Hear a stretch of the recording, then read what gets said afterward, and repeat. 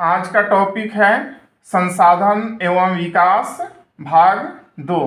कल भाग 1 हम लोग कर चुके थे जिसमें 10 प्रश्न किए थे। 10 प्रश्न से आगे का प्रश्न है, प्रश्न नंबर 11 है, प्रादेशिक समुद्री सीमा तट रेखा से समुद्र में कितने मील तक होता है। प्रादेशिक समुद्री सीमा तट रेखा से, जैसे भारत का तट रेखा है, उससे कितने मील दूर तक प्रादेशिक समुद्री सीमा होता है।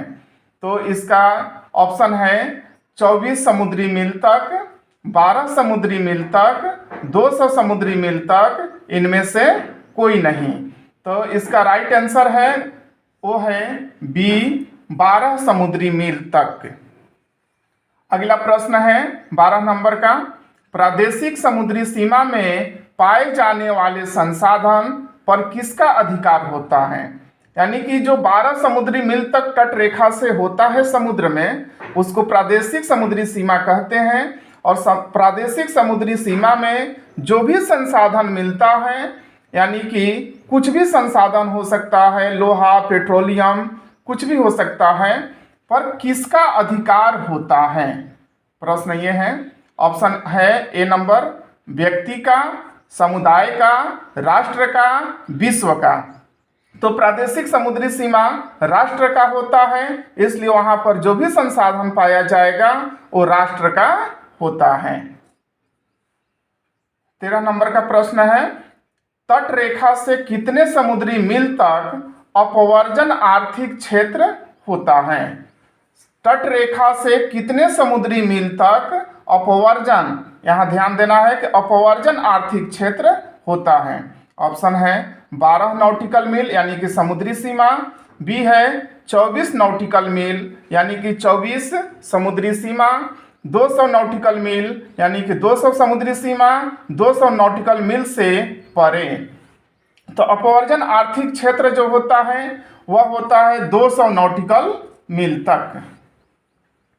अगला 14 नंबर का प्रश्न है, भारत अपवर्जन आर्थिक क्षेत्र से दूर, यहाँ ध्यान देना है, यानी कि 200 नॉटिकल मील से परे भारत अपवर्जन आर्थिक क्षेत्र से दूर हिंद महासागर से किस खनिज का खनन करता है।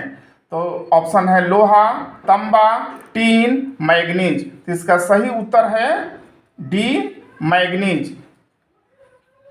भारत के अपवर्जन आर्थिक क्षेत्र से दूर हिंद महासागर में मैग्नीज ग्रंथि है, जिससे भारत मैग्नीज प्राप्त करता है और ये अंतर्राष्ट्रीय संस्था से मान्यता प्राप्त है। अगला प्रश्न है 15 नंबर का, प्रथम पृथ्वी सम्मेलन कब हुआ था। पर्यावरण को बचाने के लिए पृथ्वी सम्मेलन हुआ था।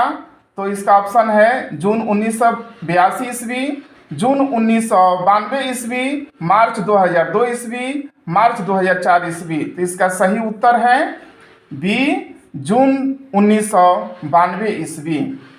16 नंबर का प्रश्न है, प्रथम अंतर्राष्ट्रीय पृथ्वी सम्मेलन कहाँ हुआ था। ये जो सम्मेलन हुआ था वो कहाँ हुआ था। तो ऑप्शन है Nairobi, Rio de Janeiro, Johannesburg और स्टॉकहोम।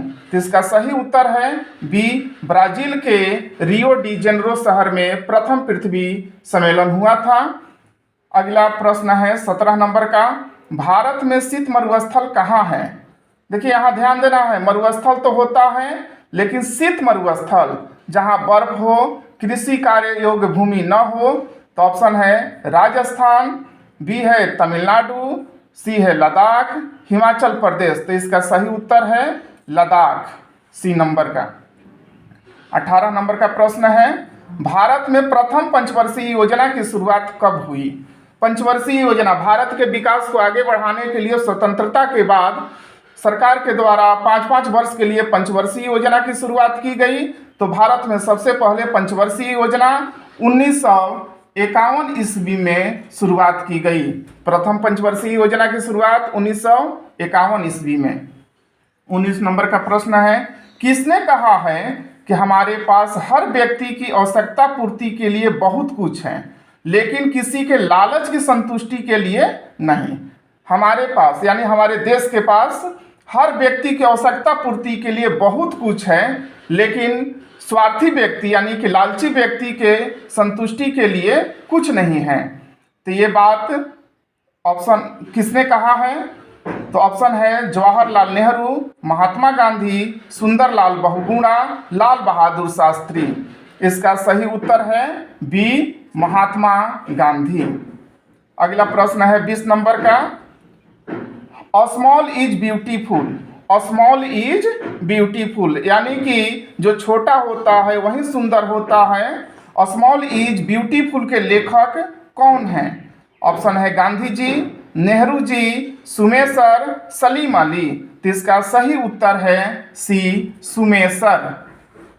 ठीक है, तो आगे का जो भाग है उसको हम आगे कराएंगे। इस प्रश्न को आप लोग याद करिए, बार बार इसको देखिए और दिमाग में एकाग्र हो करके ग्रहण कर लीजिए और अपने कॉपी में लिख करके इसे बार बार याद करिए, फिर वीडियो देखिए।